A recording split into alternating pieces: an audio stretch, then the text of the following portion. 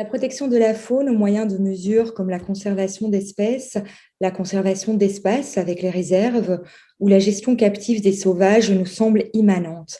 Et nous peinons aujourd'hui à envisager les relations entre humains et animaux sauvages hors de ce cadre. Ce cadre est pourtant historiquement contingent. Il est constitué de racines anciennes, diverses, mais pétrifiées à la fin du XIXe siècle en contexte colonial sur le continent africain. J'examinerai aujourd'hui cette généalogie au moyen d'une perspective en construction dont la singularité consiste à croiser des éclairages d'histoire coloniale, d'histoire environnementale et d'histoire animale.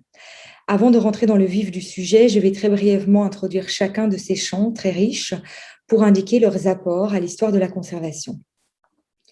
L'histoire coloniale, de même que les travaux d'écologie politique, ont mis en évidence sur plusieurs terrains les fondements et les effets sociaux iniques des politiques de protection de la faune inaugurées en Afrique et en Asie durant l'ère coloniale. Ces travaux ont notamment souligné les iniquités sociales provoquées par les politiques de mise en réserve de terres. Ordonnées et mises en œuvre à des fins de protection par les élites politiques, administratives et scientifiques, les sanctuarisations de terres se sont matérialisées par des exclusions des populations riveraines des réserves, de leurs droits de terre, de chasse, de pêche et plus largement d'usage. Les travaux d'histoire environnementale permettent notamment de mettre en évidence les dynamiques évolutives entre les politiques humaines et les peuplements animaux. Les territoires et les mouvements migratoires des animaux ont influencé fortement les peuplements humains.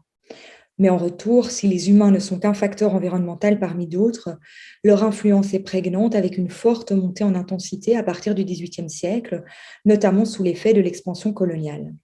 Ainsi, les abattages de bisons d'Amérique dans les Grandes Plaines augmentent au XVIIIe siècle avec la chasse montée amérindienne permise grâce aux chevaux importés d'Europe.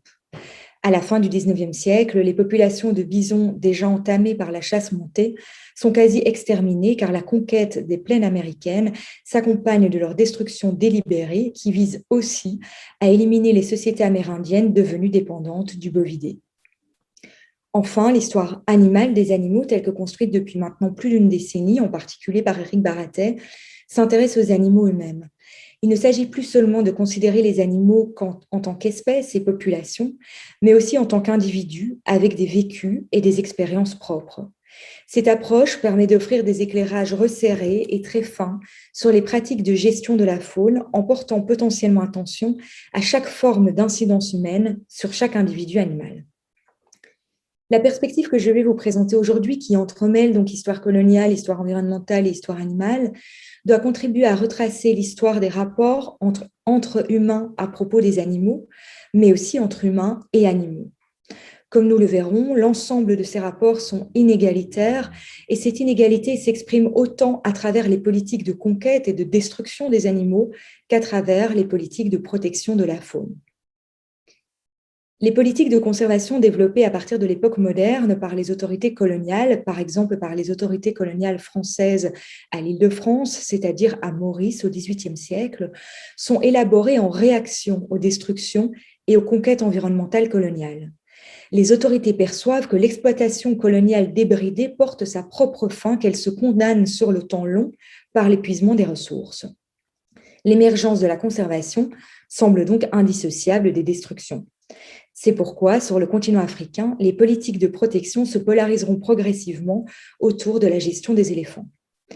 La colonisation progressive du sud du continent africain à partir du Cap, par l'occupation néerlandaise à partir du XVIIe siècle, puis par l'occupation britannique actée en 1806, se fonde notamment sur l'exploitation des éléphants. Au XIXe siècle, l'ascendant du commerce de l'ivoire se nourrit de l'industrialisation de ses usages associés à des circuits commerciaux en voie d'expansion et de globalisation. Sous l'effet de l'exploitation, à partir de la seconde moitié du XIXe siècle, l'aire de répartition des éléphants se contracte et remonte graduellement vers le nord, ce qui explique que jusqu'à nos jours, les éléphants ont quasi disparu d'Afrique du Sud. De surcroît, en Afrique centrale, au XIXe siècle, plusieurs royaumes africains d'organisations autocratiques, comme celui de Msiri, développent une exploitation à grande échelle de l'ivoire associée à l'esclavage. À la fin du XIXe siècle, les populations d'éléphants en Afrique centrale, déjà affaiblies par cette exploitation précoloniale, sont utilisées comme subsides de la conquête coloniale de l'Afrique subsaharienne par leur ivoire, mais aussi par leur viande. De surcroît, la force symbolique attachée aux éléphants transforme leurs chasseurs en archétype de l'homme impérial, selon une expression de Bernard Guy-Sibol, et en symbole de l'œuvre impériale conquérante, extractive, viriliste, mais marquée par l'ascendant technologique. Car l'accélération coloniale du rythme d'extraction repose aussi sur des facteurs technologiques, en particulier le perfectionnement des armes à feu et l'amélioration des moyens de transport comme le bateau à vapeur. À la fin du XIXe siècle, l'exemple de l'autre côté de l'Atlantique de la quasi-extinction des bisons, couplé à la disparition régionale des éléphants en Afrique du Sud, font émerger le spectre d'une exploitation animale qui se condamne par l'extermination. D'autant que dans les années 1890, des marques de recul des populations d'éléphants apparaissent à leur tour en Afrique orientale. Les signes de ce déclin incitent les autorités coloniales britanniques et allemandes qui contrôlent la région à coopérer. Il s'agit ainsi de ne pas perdre la manne de l'ivoire et de ne pas la laisser échapper vers d'autres puissances coloniales en adoptant des législations restreintes à certains territoires seulement, ce qui pourrait encourager la fuite des flux vers les colonies plus laxistes. En 1900, les Britanniques convoquent donc à Londres, avec l'appui allemand, les puissances coloniales en Afrique pour la conférence dite de Londres. Elle aboutit à la signature de cette convention internationale, la Convention de Londres pour la préservation des animaux sauvages en Afrique. Comme vous le voyez donc, si les débats préliminaires se sont concentrés sur les éléphants, ce premier instrument juridique international de protection de la faune englobe bien d'autres espèces dans son spectre. Ce moment est un temps de cristallisation des politiques coloniales de conservation. Celles-ci sont formées de strates enchevêtrées, parfois anciennes, d'origines diverses, parmi lesquelles on compte notamment les réserves précoloniales sur le continent africain, la tradition des réserves seigneuriales de chasse sur le continent européen, la tradition américaine de sanctuarisation des terres avec l'influence du parc national de Yellowstone, ou encore les législations britanniques de protection prises en Afrique du Sud. Ces strates se mêlent et se figent dans la Convention de Londres, d'autant que si celle-ci n'est pas ratifiée, ces lignes de force sont traduites dans le droit sous forme contraignante dans nombre de colonies, ce qui donne lieu à une généalogie juridique qui, à ce jour, ne s'est jamais interrompue. Nous avons vu que les motivations à la base de la Convention sont empreintes de fondements utilitaristes par lesquels il s'agit de poursuivre l'exploitation des animaux, en particulier des éléphants, en empêchant qu'elles ne s'éteignent elles-mêmes. L'assemblage de 1900 relève en ce sens de la conservation, une option cardinale de la protection de l'environnement, qui, selon la définition donnée par Charles-François Matisse, plaide pour une gestion rationnelle des ressources naturelles qu'il faut conserver pour mieux les exploiter. Pour ce faire, le traité de Londres assied des options qui prennent 3 directions auxquelles j'ai déjà fait allusion en ouverture. La protection des espèces, avec notamment l'instauration de listes d'espèces protégées comme celle-ci. La protection des espaces, ce seront les réserves de différents statuts, puis à partir de l'entre-deux-guerres, les parcs nationaux, et enfin l'apprivoisement domestication des sauvages. L'apprivoisement domesticatoire s'appuie à l'origine sur une tradition d'exploitation économique qui entend rendre les sauvages utiles, vivants aux activités humaines, afin de s'assurer de la pérennité de leur existence par leur rendement économique. L'exemple des autruches, domestiquées pour leurs plumes, joue un rôle exemplaire ici, mais les puissances coloniales envisagent aussi la domestication des zèbres ou des éléphants pour le transport et le bât. Ces 3 principes ont une importance égale et ils sont indissociables, mais j'en examinerai 2 aujourd'hui, la protection des espèces et la protection des espaces. Et je mobiliserai pour ce faire des études de cas issues du terrain congolais, c'est-à-dire de l'État indépendant du Congo, la colonie de Léopold II, puis du Congo belge, lorsque la Belgique reprend le Congo de Léopold II en 1908. Nous avons vu que la conservation intervient surtout comme une réponse aux surexploitations et aux destructions. L'économie de l'État indépendant du Congo repose sur l'exploitation prédatrice de 2 ressources environnementales destinées à l'export, le caoutchouc rouge des prélèvements obligatoires et l'ivoire. Dans Au cœur des ténèbres, le personnage principal, Kurtz, est une figure des violences du régime de l'État indépendant qui vit dans une maison entourée de têtes humaines fichées sur des pieux. Il a aussi la charge d'un comptoir qui, je cite Conrad, envoie autant d'ivoire que tous les autres réunis. Conrad écrit encore « Des tas, des piles d'ivoire, on aurait pensé qu'il ne restait pas une seule défense sur pied ou en terre dans tout le pays. » Fin de la citation. Patricia Van Schulenberg, spécialiste de l'histoire environnementale du Congo, a pu estimer l'abattage officiel des éléphants durant l'époque de l'État indépendant à 10 000 à 14 000 individus par an. Et en 1889, Léopold II impose des mesures juridiques visant à s'assurer le monopole de l'ivoire. La Convention de Londres semble ensuite marquer un tournant dans la gestion de la faune congolaise. À sa suite, un décret pris en 1901 réglemente les pratiques cynégétiques pour l'ensemble des espèces. Après la reprise du Congo, les autorités coloniales belges n'auront de cesse de renforcer cet arsenal législatif. Ce cadre juridique opère par l'instauration de listes d'espèces auxquelles sont associés des statuts divers marquant différents degrés de protection. Je centrerai aujourd'hui le propos sur les espèces les plus protégées, comme les gorilles ou les okapis, dont le traitement constitue un révélateur limpide de la nature de la conservation coloniale. Les usages des espèces les plus protégées sont désormais proscrits par le droit. Ainsi, l'appropriation cynégétique des okapis qui était opérée par les populations de l'Itourie se voit désormais requalifiée en délit, l'une des manifestations de l'invention du braconnage colonial. Ces interdictions par taxon se doublent de l'imposition d'une grille disciplinaire constituée de divers interdits d'usage relatifs notamment aux technologies africaines de chasse. Les pièges, par exemple, sont désormais interdits, ce qui marque dans le droit l'exclusion graduelle des populations congolaises de la chasse. Dans le même temps, toutefois, les espèces les plus protégées soulèvent l'intérêt marqué des institutions scientifiques et scientifico-récréatives des métropoles de l'Occident et en particulier des musées et des jardins zoologiques.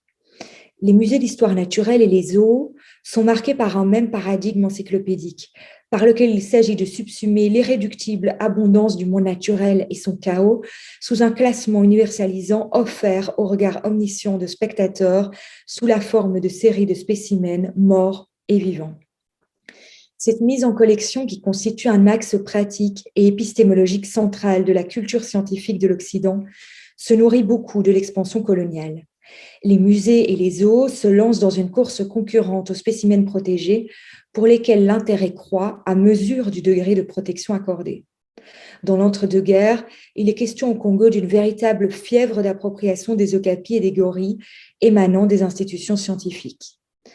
La Convention de Londres et le droit colonial belge tiennent compte de cette demande et y répondent en autorisant des exceptions dites scientifiques. Ces dérogations accordées au cas par cas sur décision des plus hautes autorités coloniales permettent l'appropriation des espèces les plus protégées. Le capteur américain Benjamin Burbridge a bénéficié de telles opérations. Vous le voyez ici collecter et faire collecter des gorilles morts et vivants pour alimenter des musées et des zoos. Les autorités coloniales belges trouvent pour leur part intérêt dans ces usages des animaux protégés, en particulier s'agissant des okapis, une espèce endémique au Congo. Cette transmutation des animaux en spécimens permet en effet de les transformer aussi en outils diplomatiques et en instruments de propagande pour dire sur la scène internationale la bonne gestion et la protection des environnements et des territoires. Il s'agit ainsi de ravaler l'image de la colonie ternie par le dévoilement du sang léopoldien et les critiques de légitimité associées.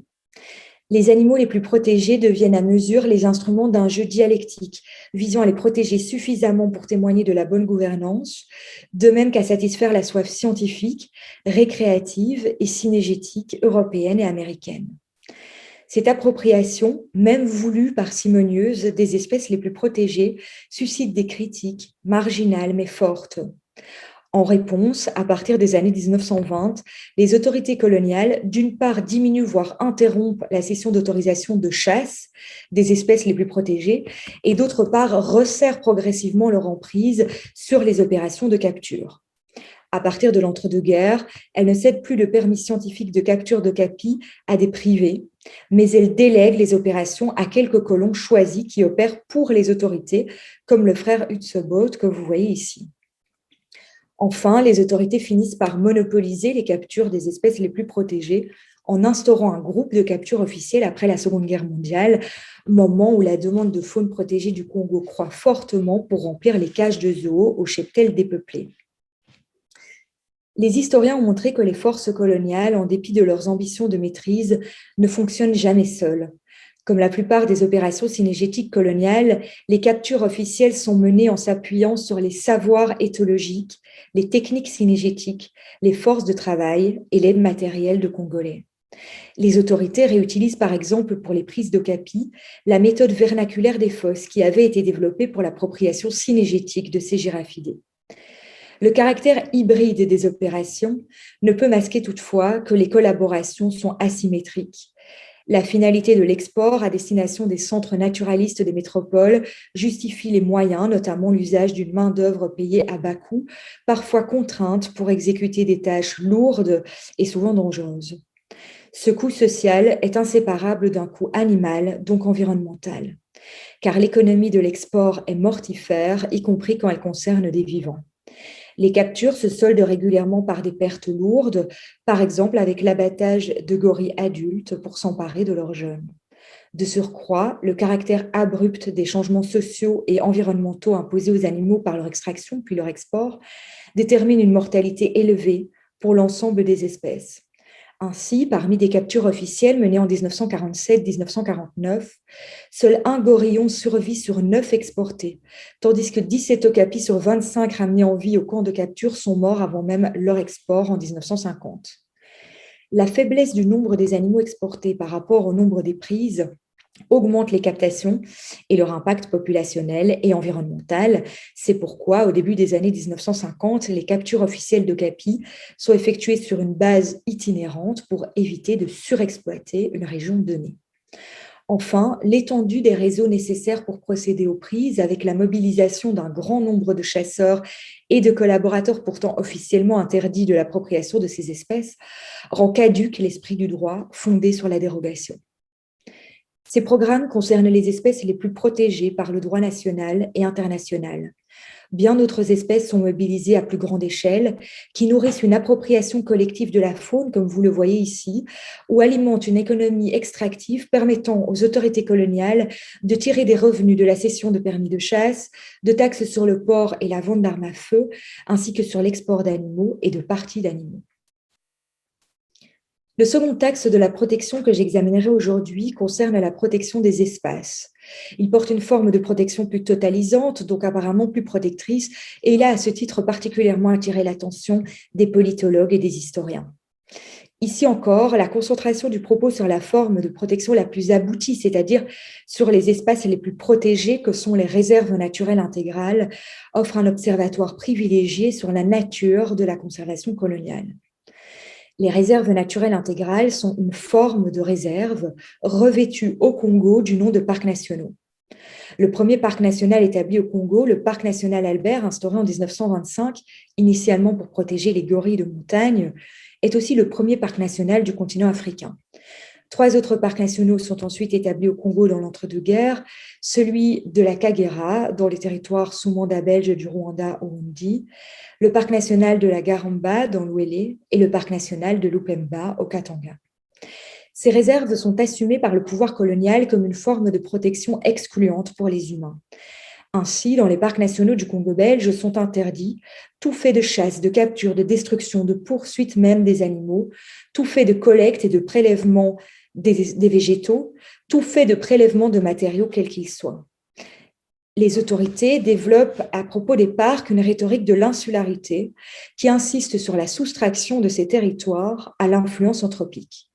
Cette protection intégrale, sans humain, doit permettre aux parcs de refléter, je cite un rapport officiel, la marche normale, donc imperturbée, de l'évolution des milieux naturels. Cette soustraction idéale à l'emprise humaine de territoires pourtant habités et modelés par les usages humains repose, comme l'ont montré les historiens et les politologues pour de nombreux terrains en Afrique, sur l'expulsion de plusieurs milliers d'habitants hors des parcs. Dans le parc national Albert, seuls certains groupes comme les Touads et les Pygmées sont autorisés à rester, mais sous condition de fixation de leur comportement. Comme l'indiquent les travaux de Ralph de Bont, ils sont envisagés comme de potentiels sujets d'études anthropologiques susceptibles de livrer les clés de l'enfance sauvage de l'humanité dans un parc transformé en laboratoire scientifique à ciel ouvert. Car le but conféré aux parcs nationaux est triple. Il s'agit d'y protéger la faune et la flore, il s'agit aussi d'y conduire des recherches scientifiques, il s'agit enfin et plus tardivement d'y développer le tourisme. Du fait des revendications puristes associées à leur protection intégrale, les parcs représentent un cas particulièrement intéressant pour mettre à l'épreuve l'hypothèse que j'ai formulée jusqu'ici de la nature extractive des politiques coloniales de conservation elles-mêmes au bénéfice de centres métropolitains. L'étude sociale et animale des politiques mises en œuvre dans les parcs nationaux indique toutefois des similarités avec les politiques de protection des espèces déjà évoquées. Le programme scientifique développé dans les parcs s'appuie largement sur le même paradigme naturaliste encyclopédique qui fournissait l'un des facteurs explicatifs des ponctions d'animaux les plus protégés pour alimenter les cages, les vitrines et les tiroirs des zoos et des musées de l'Occident. Tout au long de son existence coloniale, l'Institut des parcs nationaux du Congo belge, qui gère les parcs depuis Bruxelles, est dirigé par Victor van Stralen, figure conservationniste et directeur du Musée royal des sciences naturelles de Belgique. Jusqu'à la fin de l'ère coloniale, l'Institut envoie dans les parcs nationaux des missions d'exploration qui passent au peigne fin les territoires et collectent minutieusement des échantillons et des spécimens morts de plantes, d'animaux, de sols. Les matériaux extraits sont ensuite envoyés dans des laboratoires situés dans les territoires coloniaux et bien davantage en métropole, où des opérations de traitement, d'analyse et de classement doivent les rendre commensurables avec la grille naturaliste d'appréhension du monde.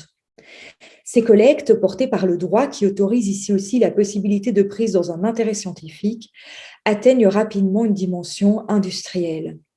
Une étude menée par Patricia Van Sculenberg sur la mission de l'herpétologiste Gaston-François de Witt au Parc national Albert entre 1933 et 1935 permet ainsi de comprendre que cette mission rapporte, pour les seules collectes ramenées en bon état, 529 mammifères, 1361 oiseaux, 5118 poissons, 33 141 batraciens et reptiles et plus d'1 million d'insectes. L'ensemble est partagé entre le Musée des sciences naturelles et le Musée du Congo.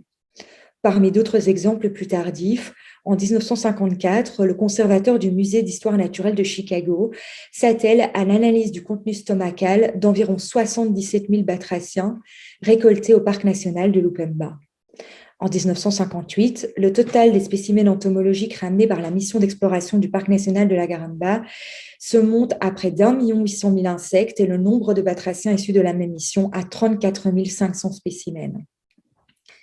L'étude de Patricia Van Sculenberg et les recherches sur les archives montrent que ces collectes de masse requièrent elles aussi l'appui sur l'expertise et la force de travail des populations riveraines. Des centaines de Congolais jouent dans les parcs un rôle de guide, d'informateurs, de porteurs, de collecteurs, de chasseurs et de préparateurs de spécimens naturalisés. L'ensemble dessine des réseaux humains étendus au sein même des parcs nationaux qui apparaissent comme des confluents des activités naturalistes à rebours de leur image d'isolat.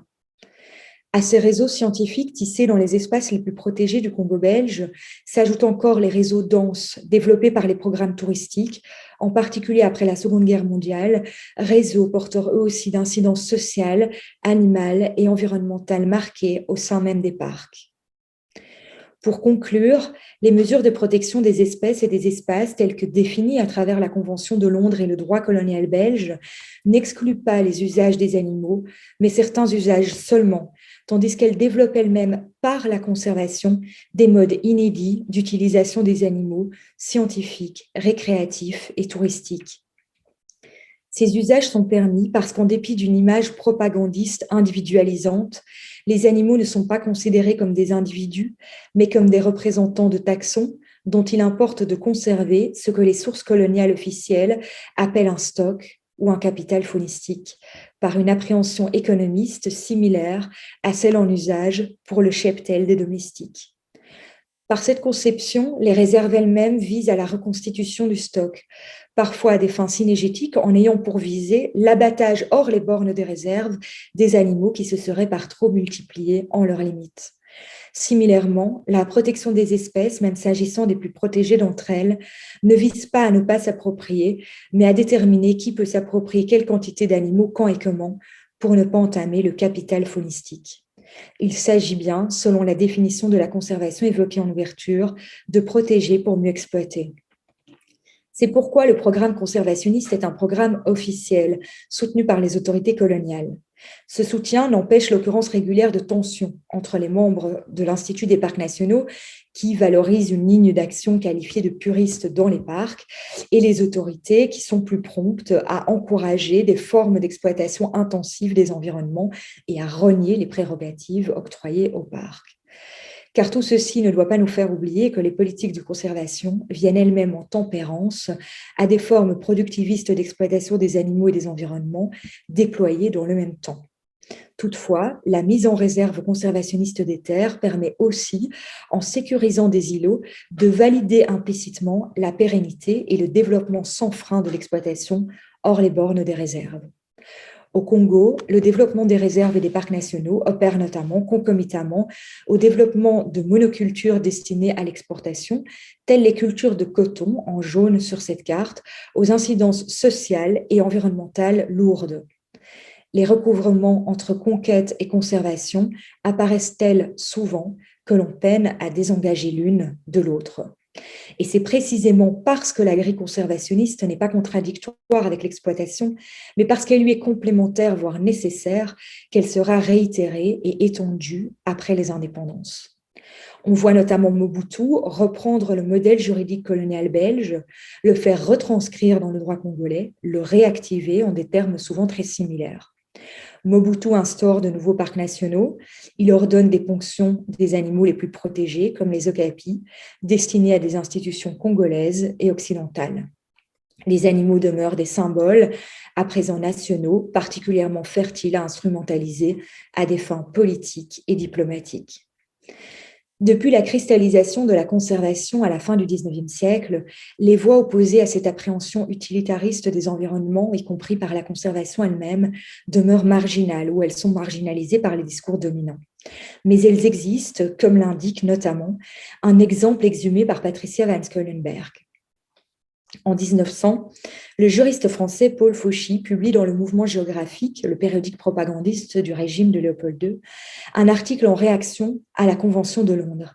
Et je cite un extrait donné par Patricia van Schoenberg dans sa thèse.